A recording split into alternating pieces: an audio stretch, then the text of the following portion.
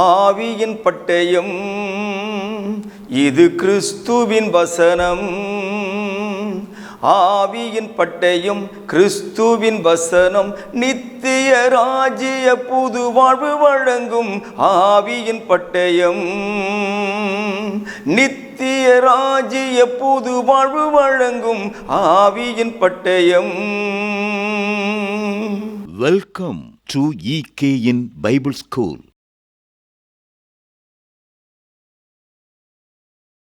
மீட்பரும் இரட்சகருமாகிய இயேசு கிறிஸ்துவினுடைய நாமத்தினாலே உங்கள் யாவரையும் வாழ்த்தி EKN பைபிள் ஸ்கூல் மூலமாக மீண்டும் வேத பாடத்தை பகிர்ந்து கொள்வதில் நான் மிக்க மகிழ்ச்சி அடைகிறேன்.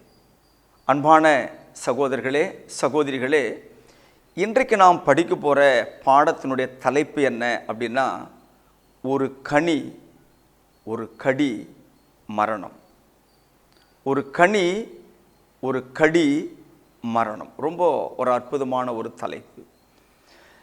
அப்படின்னா ஒரு கனியை ஒரே ஒரு கடி கடித்த போது அது மனிதனுக்கு மரணத்தை கொடுத்திருக்கிறது அப்படின்னா அவ்வளோ விஷமான கனி. அது உலகத்திலே அவ்வளோ பயங்கரமானதா அப்படின்ற ஒரு கேள்வி நமக்கு முன்பாக எழுகிறது.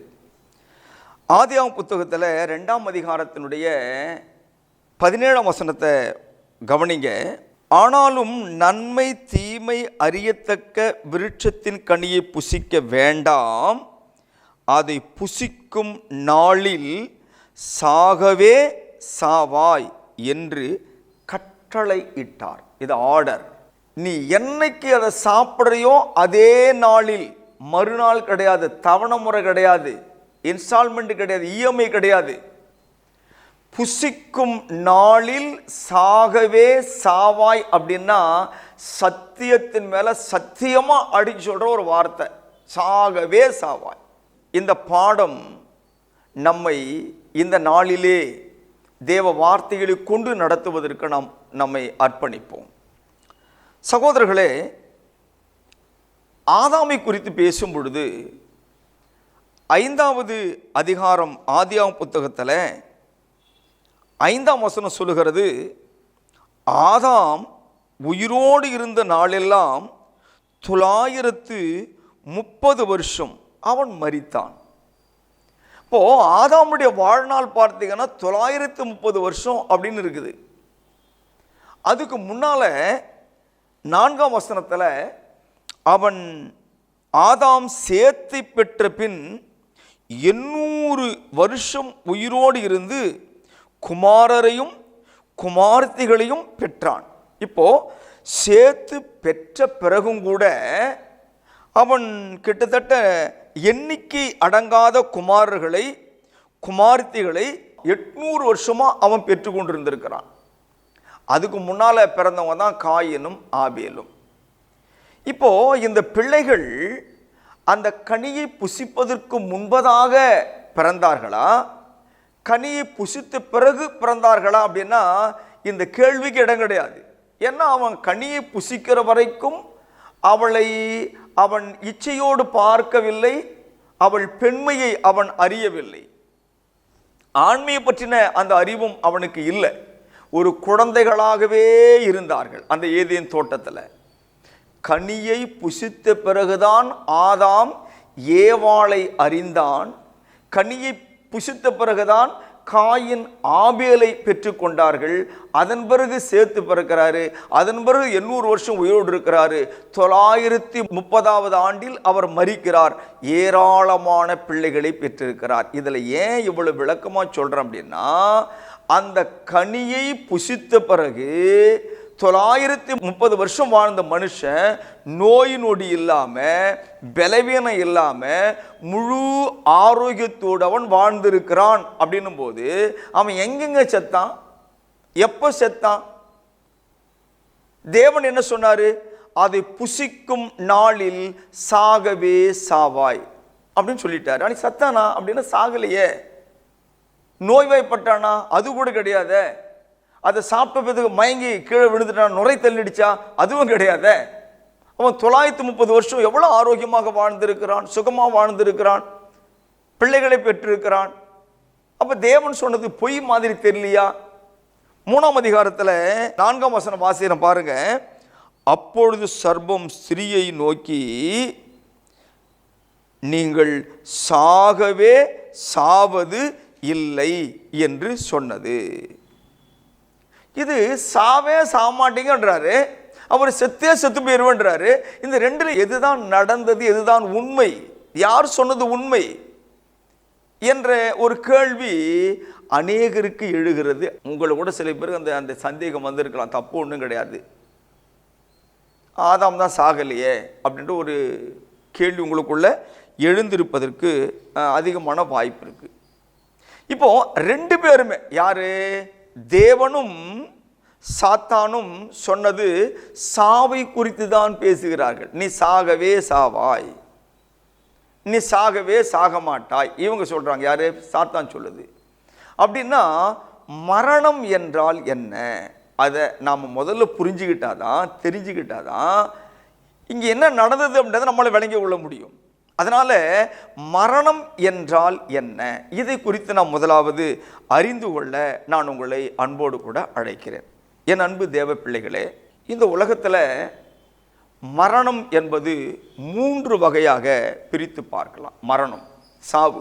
1 ஆவிக்குரிய மரணம், 2 உடல் ரீதியான மரணம், 3 நித்தியமான மரணம். மரணம் அப்படின்ற வார்த்தை பொதுவானது. எப்படி தேவர்களாய் ஆவீர்கள் அப்படின்னு சொல்லும்போது தேவன் என்ற வார்த்தை ஏலோஹிம் என்ற பொருள் உடையது, அந்த வார்த்தைக்கு சமமானது. அது தேவனையும் குறிக்கும், உன்னையும் குறிக்கும், என்னையும் குறிக்கும். அந்த காலத்தில் வாழ்ந்த அது மோசையை குறித்திருக்கிறது. அதிகாரம் பெற்ற மக்களையும் அந்த வார்த்தை குறிக்குன்னு படிச்சோமில்ல, அந்த மாதிரி மரணம் என்பது ஒரு பொதுவான வார்த்தை. ஆனால் இந்த மரணம் என்ற ஒரு நிகழ்வு 3 விதமாக பிரிக்கப்படுகிறது. 1 ஆவிக்கு உரிய மரணம்.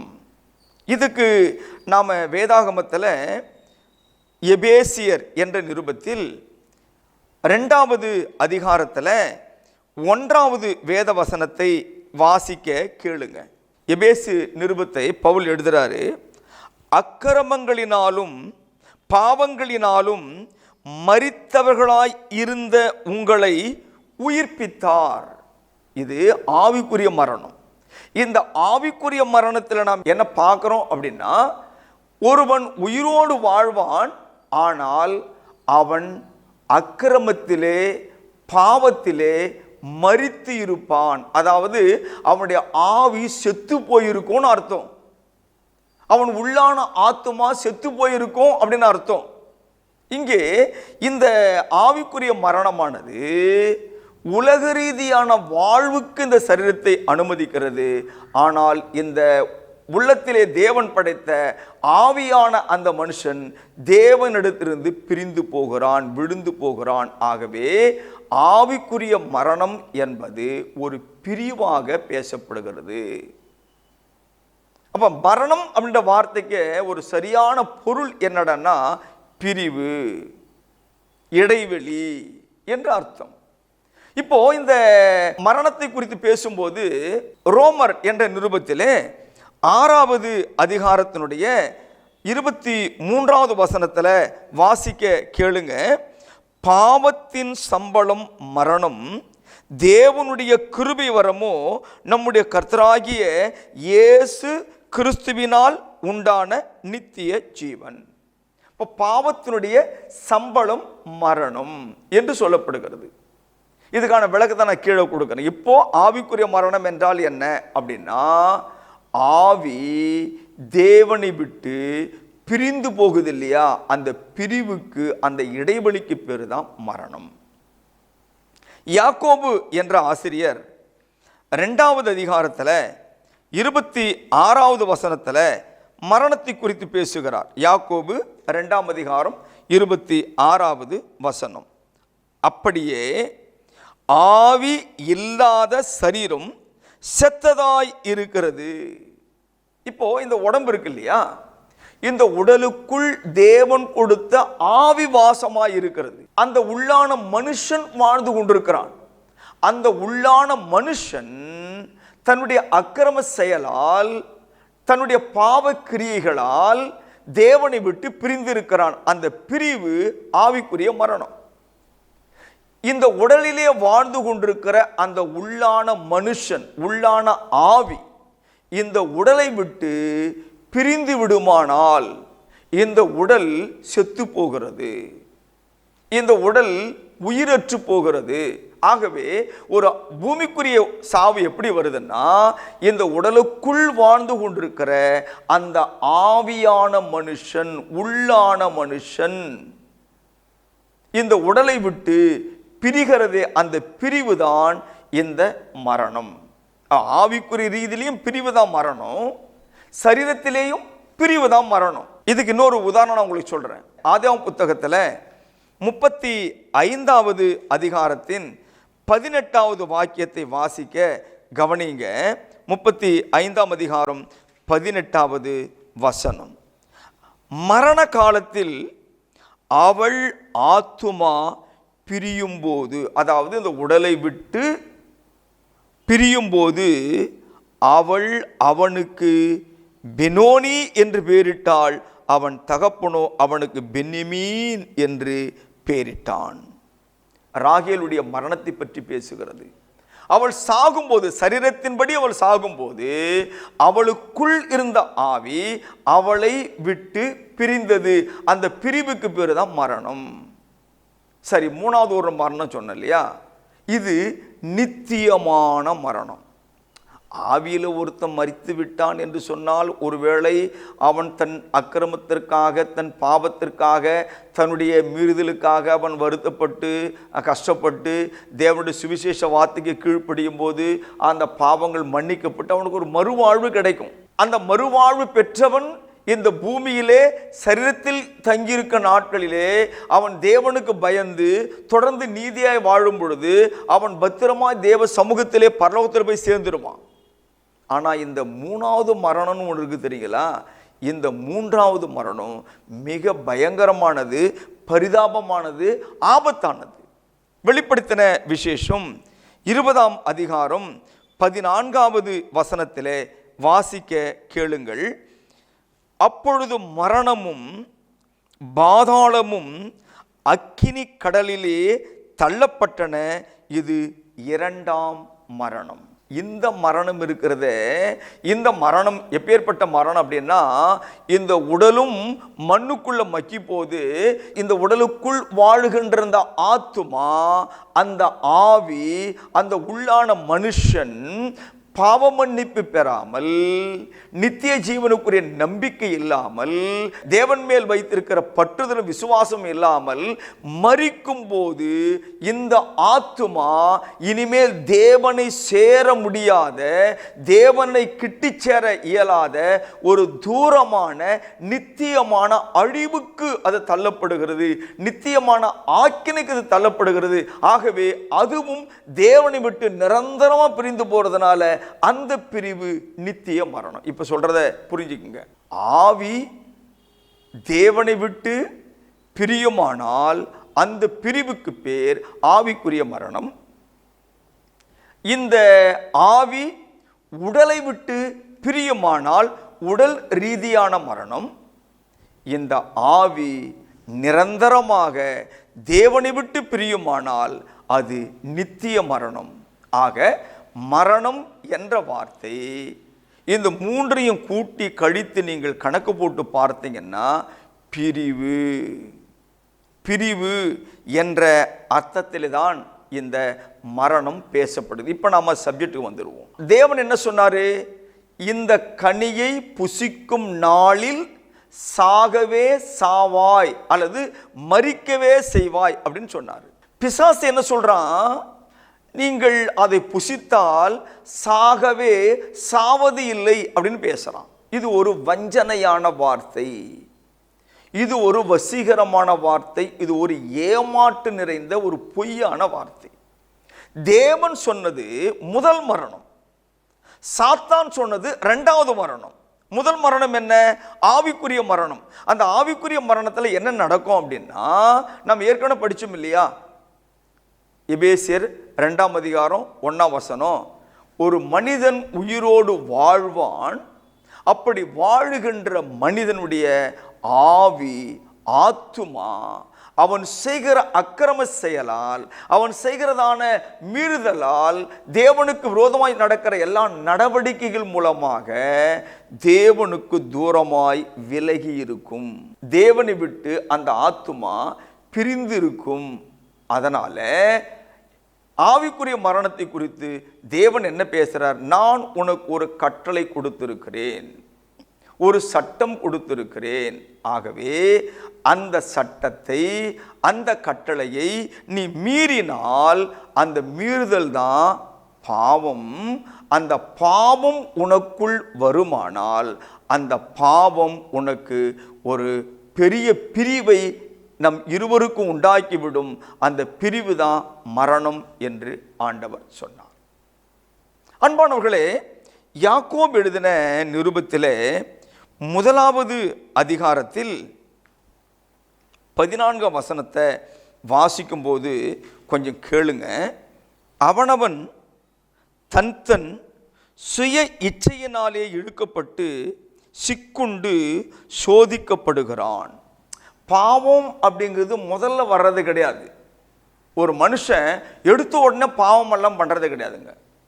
அந்த மனுஷன் முதலாவது ஆசைக்கு உட்படுகிறான், இச்சைக்கு உட்படுகிறான். அந்த ஆசையை, அந்த இச்சையை அவன் மனதானது தூண்ட தூண்ட தூண்ட அதை குறித்து யோசிக்கிறான், அதை குறித்து சிந்திக்கிறான். அதை எப்படி அடைவது, அதாவது அவன் ஆசைப்பட்டதை, அவன் இச்சித்ததை, அவன் மனம் விரும்பியதை எப்படி அடைவது என்பதற்கான சிந்தனைகள் சிந்தனைகள் சிந்தனைகள் இரவும் பகலும் அதே யோசனையில் இருந்து அந்த யோசனை வளர வளர வளர எப்படி ஒரு கரு 10 மாதங்கள் ஒரு தாயினுடைய அந்த கருவறையில் உருவாகி முழுமை பெற்ற பிறகு ஒரு முழு குழந்தையா அது வெளிப்படுதோ, அதே மாதிரி ஒரு மனுஷனுடைய ஆசையும் இச்சையும் அதற்குண்டான எண்ணங்களும் திட்டங்களும் யோசித்து யோசித்து கடைசியா அந்த பாவ செயலை செய்கிறான் இல்லையா, அப்பொழுதுதான் பாவமே வருது. இப்போ பாவம் என்பது முதல்ல வரல. பாவம் என்பது ஆசை இச்சைகளில் சிக்கிக்கொண்டு அந்த சிக்குதலிலே அவன் வெளியே வர முடியாம அது அவனை இன்னும் மெருகூற்றும் போது அவன் தவிப்பு, அந்த கடைசியில கொலை பண்றான். அவன் என்ன கேடான சிந்தனைக்கு அவன் உட்படுறானோ அதையெல்லாம் செய்து முடிக்கிறான். அந்த செயல்தான் பாவம். 15ஆம் வசனத்தை வாசிக்கிறேன், கேளுங்க. பின்பு இச்சையானது கர்ப்பம் தரித்து பாவத்தை பிறப்பிக்கும், பாவம் பூரணமாகும் போது மரணத்தை பிறப்பிக்கும். விளங்குதா உங்களுக்கு? இந்த பாவம் எப்போது பூரணமான கிரியை செய்கிறதோ அப்பொழுதுதான் மரணம் வருகிறது. இங்கே ஆதாமும் ஏவாளும் ஏதேன் தோட்டத்தில் இருந்தபோது அந்த தோட்டத்தின் நடுவில் தான் இந்த மரம் இருந்துச்சு.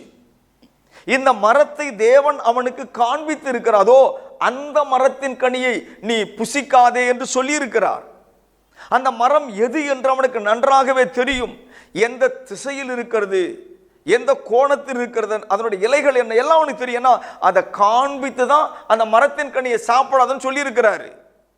அதை பார்த்தான், அவனுக்கு அந்த எண்ணங்கள் வரல, அந்த கனி அவன் பார்த்திருப்பான், அந்த யோசனைகள் வரல. ஆனால் இங்கே சாத்தான் ஏவாளிடத்திலே பேசுகிற போது 3வது அதிகாரத்தினுடைய 6வது வாக்கியத்தை கவனியுங்கள். அப்பொழுது அவள், எப்பொழுது?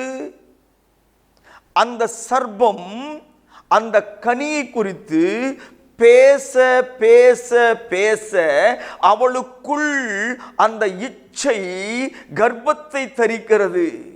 ஓ, இதை நான் சாப்பிட்டால் நான் சாக மாட்டேன், இதை நான் சாப்பிட்டால் நன்மை தீமை அறிந்து கொள்வேன், இதை நான் சாப்பிட்டால் தேவர்களைப் போல் ஆவேன், ஓ நான் உச்சத்துக்கு சென்று விடுவேன். அந்த ஒரு இலக்கை, அந்த ஒரு ஆசையின் இலக்கை அவள் அடைவதற்கு அது அவளை வழிநடத்துகிறது வழிநடத்துகிறது வழிநடத்துகிறது. அந்த வசனம் சொல்லுது, அந்த விருட்சம் புசிப்புக்கு நல்லது, பார்வைக்கு இன்பம், புத்தியை தெளிவிக்கிறதற்கு இச்சிக்கப்படத்தக்க விருட்சம் என்று அவள் கண்டாள். எப்பொழுது காண்கிறாள்? இந்த ஆசை இச்சை கர்ப்பம் தரிக்கும் போது அவள் கண்டாள். அந்த உச்சம், அதனுடைய கடைசி இலக்கு. கையை நீட்டினாள், ஒரு கனியை பறித்தாள், அவள் கடித்தாள். அதே கனியை தன் கணவனுக்கு கொடுத்தாள், அவனும் கடித்தான். மரணம் அங்கே சம்பவித்தது. என்ன மரணம்? எபேசியர் 2:1 படிச்சது போல அவர்கள் உயிரோடு வாழ்ந்தார்கள். 930 ஆண்டுகள் ஆதாம் உயிரோடு வாழ்ந்தான். அவன் சாகல, அவனுக்கு நோய் இல்லை, பலவீனம் இல்லை, எந்த விதமான சரீர உபாதைகள் இல்லை, ஆரோக்கியமாக வாழ்ந்தான். ஆனால் அவன் ஆத்துமா தேவனை விட்டு பிரிந்தது. தேவனுக்கு கீழ்ப்படியாத ஆத்துமா தேவனை விட்டு பிரிந்தது. எப்பொழுது அவன் தேவ சட்டத்தை மீறி பிசாசின் சத்தத்திற்கு செவி கொடுத்தானோ அப்பொழுது முதல் அந்த ஆத்துமா பிசாசின் அடிமையாக மாறியது. பிசாசின் வலையிலே சிக்குண்டது. பிசாசினுடைய கைக்கூலியாக அவன் மாறினான். பிசாசின் வேலையை செய்ய அவன் ஆரம்பித்தான். ஆகவே பிசாசானவன் ஆதாம் ஏவாள் என்கிற அவர்கள் பெற்றுக்கொண்ட விலை மதிக்க முடியாத ஆத்துமாவுக்கு மரணம் என்கிற ஒரு விலையை கொடுத்து அதை அவனுடைய அடிமையாக மாற்றிக்கொண்டான். இப்போது மனித ஆத்துமா, தேவனோடு இசைந்திருக்க வேண்டிய ஆத்துமா, தேவனோடு இணைந்திருக்க வேண்டிய ஆத்துமா பிசாசின் கையிலே வலையிலே சிக்கி கொண்டது. அந்த ஆத்துமா இப்போது தேவனை விட்டு பிரிந்தது. ஆகவே ஆதாம் சரீர ரீதியான மரணத்தை அன்று அடையவில்லை. அதற்கு மாறாக அவன் ஆத்துமா தேவனை விட்டு பிரிந்தது. இதை கேட்டுக்கொண்டிருக்கிற அருமையான நண்பர்களே, சத்தியத்தை அறியாதவர்களே, சத்தியத்திற்கு கீழ்ப்படியாதவர்களே, உங்களுக்கான ஒரு எச்சரிக்கை. நீங்கள் உயிரோடு இருக்கிறீர்கள், நீங்கள் நன்றாக ஆரோக்கியமாக இருக்கிறீர்கள். ஆனால் உங்கள் ஆத்துமாவின் நிலை என்ன? உங்கள் ஆத்துமா எப்படி இருக்கிறது? உங்கள் ஆத்துமா தேவனோடு இருக்கிறதா? தேவனை சார்ந்து இருக்கிறதா? தேவனோடு ஐக்கியமாக இருக்கிறதா என்றால் இல்லை. என்றைக்கு நாம் தேவ சட்டத்திற்கு கீழ்ப்படியாமல் போகிறோமோ அன்றே ஒருவனுடைய ஆத்துமாவும் சாகிறது. நாம் யாக்கோபில் படித்தோம், என்னுடைய பாவம் என் மகனையோ என் மகளையோ என் மனைவியையோ என் குடும்பத்தை சார்ந்த இரத்த சம்பந்தமான யாரையும் அது அண்டாது. நான் செய்கிற பாவம் என் ஆத்துமாவை கொல்லும், நான் செய்கிற பாவம் என் பிள்ளைகளின் ஆத்துமாவை கொல்லாது, என் மனைவியின் ஆத்துமாவை கொல்லாது. அப்படின்னா ஒவ்வொருவரும் நாம் பாவம் செய்வதனாலே நாம் ஆத்துமாவிலே மரித்தவளாய் இருக்கிறோம் என்று வேதாகமும் நமக்கு காண்பிக்கிறது. ரோமர் என்ற நிருபத்தின் 5ஆம் அதிகாரம் 12வது வசனம் சொல்லுகிறது, இப்படியாக ஒரே மனுஷனாலே பாவமும் பாவத்தினாலே மரணமும் உலகத்திலே பிரவேசித்தது போலவும், கவனிங்க, எல்லா மனுஷரும் பாவம் செய்தபடியால் மரணம் எல்லாருக்கும் வந்தது போல இதுவும் ஆயிற்று. ஜென்ம பாவம் என்பது கிடையாது. எல்லாரும் பாவம் செய்தார்கள், எல்லாருக்கும் மரணம் வருகிறது. ஆகவே இன்றைக்கு இது செய்தியை கேட்கிற நீங்கள், நான் செய்த பாவம் என் ஆத்துமாவை கொல்லும் என்றால், என் ஆத்துமாவை மரணத்திற்கு தள்ளும் என்றால், நான் செய்த பாவம் என்னை தேவனிலிருந்து பிரிக்கிறது என்பதை உணர்ந்து இன்றைக்கு சத்தியத்துக்கு கீழ்ப்படியுங்கள், தேவனுக்கு கீழ்ப்படியுங்கள், அவர் சட்டத்துக்கு கீழ்ப்படியுங்கள். தேவன் உங்களை ஆசீர்வதிப்பாராக. தொடர்ந்து இந்த பாடங்களை கவனிக்கிற நீங்கள் இந்த பாடங்களை அநேகருக்கு அனுப்புங்க, ஷேர் பண்ணுங்க. இதில் இருக்கிற தெரியாத புரியாத காரியங்கள் இருந்தால் என்னுடைய தொலைபேசிக்கு நீங்கள் தொடர்பு கொண்டு பேசுங்கள். தேவன் உங்களை ஆசீர்வதிப்பாராக. ஜெபம் செய்வோம். பரலோக தேவனே, பரிசுத்தமுள்ள பிதாவே, நாங்கள் இந்த நாளிலே 3 விதமான மரணங்களை கற்றுக்கொண்டோம். தற்போது உயிரோடு இருக்கிறவர்கள் ஆவிக்குரிய மரணம் அடைந்திருக்கிறார்கள் என்பது நிதர்சனமான உண்மை. இந்த சத்தியத்தை கேட்டவர்களில் யாரேனும் உணர்த்தப்பட்டவர்களாய், உந்தப்பட்டவர்களாய், நான் ஆவிக்குரிய வகையிலே தேவனை விட்டு பிரிந்திருக்கிறேன், என் பாவம் தேவனை விட்டு என்னை பிரித்திருக்கிற உணர்வு ஏற்படுமானால் அவர்கள் சத்தியத்திற்கு கீழ்ப்படி தேவனை உதவி செய்யும். குறிப்பாக தேவரீர் நீர் ஏற்படுத்தின உம்முடைய திட்டத்திலே எல்லாரும் இணைந்து நித்திய ஆசீர்வாதத்துக்கு பங்காளர்களை மாற உதவி செய்யும். வியாதிப்பட்டவர்கள், சுகவீனமாய் இருக்கிறவர்கள், ஆரோக்கிய குறைவாய் இருக்கிறவர்களுக்கு தேவன் பரிபூரண சுகத்தை தாரும். திருமணத்துக்காய் காத்திருக்கிற பிள்ளைகளுக்கு திருமண வாழ்க்கையை அமைத்து தாரும். திருமணமாகி பிள்ளை பேரில்லாத தகப்பனே பிள்ளைகளை தேவன் ஆசீர்வதித்து ஏற்ற காலத்தில் அவர்கள் பிள்ளை பேறு காணும்படியாக இரக்கம் செய்வீராக. தேவரீர் இந்த வசனத்தை கேட்ட அத்தனை பேரையும் ஆசீர்வதியும். இந்த பாடங்களை மற்றவர்களுக்கு விசேஷமாய் நேரமெடுத்து ஷேர் பண்ணுகிற ஒவ்வொரு தனிப்பட்ட நபர்களுக்கும் வேண்டிய விசேஷித்த நன்மைகளால் நீர் அவளை நிரப்ப வேண்டும் என்று ஜெபிக்கிறேன். காத்துக்கொள்ளும், ஆசீர்வதியும், வழிநடத்தும். இயேசு கிறிஸ்துவின் நாமத்தில் நன்றியோடு ஜெபிக்கிறோம். ஜெபம் கேளும் ஜீவனுள்ள எங்கள் நல்ல பிதாவே, ஆமீன். அன்பானவர்களே, இந்த பாடங்களை மீண்டும் ஒரு முறை கேளுங்கள். இந்த பாடங்கள் அநேகருக்கு போய் சேருவதற்கு உங்களால் இயன்ற உதவிகளை செய்யுங்கள். தேவன் தாமே உங்களை ஆசீர்வதிப்பாராக. ஆமீன். அன்பிற்குரியவர்களே, மேலும் இந்த பாடங்களை எங்களுடைய யூடியூப் சேனலான எட்டர்னல் கிங்டம் நியூ லைஃப் சேனலில் கண்டு தெய்வ ஆசீர்வாதங்களை பெற்று மகிழுங்கள். கிறிஸ்துவின் சபையார் உங்களை வாழ்த்துகிறார்கள்.